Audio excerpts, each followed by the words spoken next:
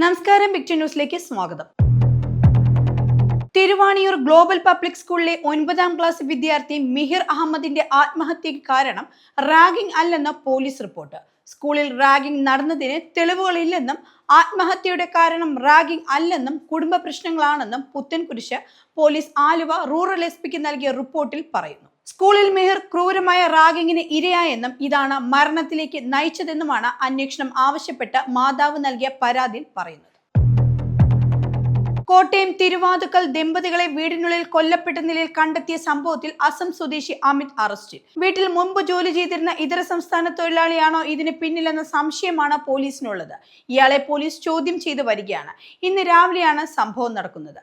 Kottayam Thirunakkara Indraprastha auditorium ഉടമ വിജയകുമാറിനെയും ഭാര്യ മീരയുമാണ് വീടിനുള്ളിൽ കൊല്ലപ്പെട്ട നിലയിൽ കണ്ടെത്തിയത്. രാവിലെ 8:45 വീട്ടുജോലിക്കാരി എത്തിയപ്പോഴാണ് വിവരം പുറത്തറിയുന്നത്. പട്ടാമ്പി ആമയൂർ കൂട്ടക്കൊലപാതക കേസിലെ പ്രതി റിജി കുമാറിന്റെ വധശിക്ഷ സുപ്രീം കോടതി റദ്ദാക്കി. ജയിലിലെ നല്ല നടപ്പ് പരിഗണിച്ചും ജയിൽവാസത്തിനിടെ പ്രതിക്ക് മാനസാന്തരം ഉണ്ടായെന്ന ജയിൽ അധികൃതരുടെ റിപ്പോർട്ടിന്റെയും അടിസ്ഥാനത്തിലാണ് നടപടി. അതേസമയം കുറ്റകൃത്യത്തിന്റെ തീവ്രത കണക്കിലെടുത്ത് പ്രതി ജീവിതാവസാനം വരെ തടവ് ശിക്ഷ അനുഭവിക്കണമെന്നും സുപ്രീം കോടതി ഉത്തരവിട്ടു. മലപ്പുറം തിരൂരിൽ 15-കാരനെ ലൈംഗികമായി പീഡിപ്പിച്ച് ഭീഷണിപ്പെടുത്തി വീഡിയോ പകർത്തിയ കേസിൽ യുവതി അറസ്റ്റിൽ. പാലക്കാട് കല്ലടിക്കോട് സ്വദേശി സത്യഭാമയാണ് പോക്സോ കേസിൽ അറസ്റ്റിലായത്. യുവതിയുടെ ഭർത്താവ് സാബിക് ആണ് പീഡന ദൃശ്യങ്ങൾ പകർത്തിയത്. തിരൂർ BP അങ്ങാടി സ്വദേശി സാബിക് ഒളിവിലാണെന്ന് പോലീസ് സൂചിപ്പിച്ചു. 2021 മുതൽ ഇതുവരെ കുട്ടിയെ ബ്ലാക്ക്മെയിൽ ചെയ്യുകയും മയക്കുമരുന്ന് കാരിയറായി ഉപയോഗിക്കുകയും ചെയ്തതായി പരാതിയിൽ പറയുന്നു. ബില്ലുകളിൽ അംഗീകാരം നൽകുന്നതിൽ തമിഴ്നാട് സർക്കാർ സമർപ്പിച്ച ഹർജിയിലെ സുപ്രീം കോടതി വിധി കേരളത്തിന് ബാധകമെന്ന് സംസ്ഥാന സർക്കാർ. എന്നാൽ ഈ ആവശ്യത്തെ കേന്ദ്ര സർക്കാർ എതിർത്തു. കേരളത്തിന്റെ ഹർജിയിൽ സുപ്രീം കോടതിയുടെ സമയപരിധി വിധി ബാധകമല്ലെന്ന് അറ്റോർണി ജനറലും സോളിസിറ്റർ ജനറൽ തുഷാർ മേത്തയും അറിയിച്ചു.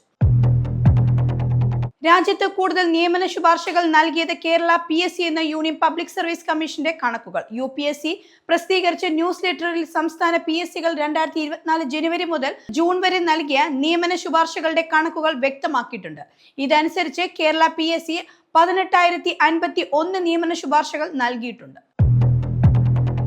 ലഹരിക്കേസുമായി ബന്ധപ്പെട്ട് നടൻ ഷൈൻ ടോം ചാക്കോയെ വീണ്ടും ചോദ്യം ചെയ്യും. നടൻ നിലവിൽ നൽകിയ മൊഴി വിശ്വാസയോഗ്യം അല്ലാത്തത് കൊണ്ടാണ് വീണ്ടും ചോദ്യം ചെയ്യുന്നത്. കൊച്ചി സിറ്റി പോലീസ് കമ്മീഷണറും അന്വേഷണ ഉദ്യോഗസ്ഥരുമായി കഴിഞ്ഞ ദിവസം യോഗം ചേർന്നിരുന്നു.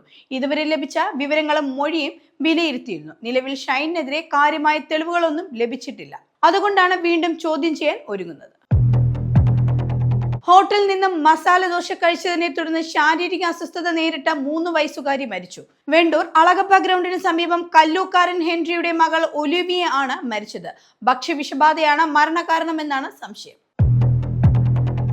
സംസ്ഥാനത്ത് സ്വർണ്ണവില വീണ്ടും സർവകാല റെക്കോർഡിൽ. ഇന്ന് ഒറ്റയടിക്ക് 2200 രൂപയാണ് വർദ്ധിച്ചത്. ഇതോടെ ചരിത്രത്തിൽ ആദ്യമായി ഒരു പവന് 74,000 രൂപ കടന്നു. ഇന്നത്തെ ഒരു പവന്റെ വില 74,320 രൂപയാണ്. അന്താരാഷ്ട്ര സ്വർണ്ണവില $3,485. വരും ദിവസങ്ങളിൽ സ്വർണ്ണവില കുതിച്ചുയരുമെന്നാണ് കരുതുന്നത്.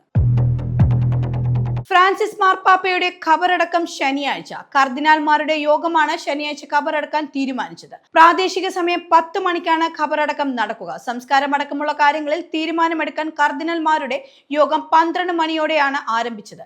യോഗത്തിൽ പങ്കെടുക്കാൻ മറ്റു ചടങ്ങുകൾക്കുമായി കേരളത്തിൽ നിന്ന് ക്ലിമിസ് കത്തോലിക്ക ബാബ വത്തിക്കാനിലേക്ക് തിരിച്ചിരുന്നു. മാർപ്പാപ്പയുടെ വിയോഗത്തിൽ രാജ്യത്ത് 3 ദിവസത്തെ ഔദ്യോഗിക ദുഃഖാചരണം പ്രഖ്യാപിച്ചിട്ടുണ്ട്.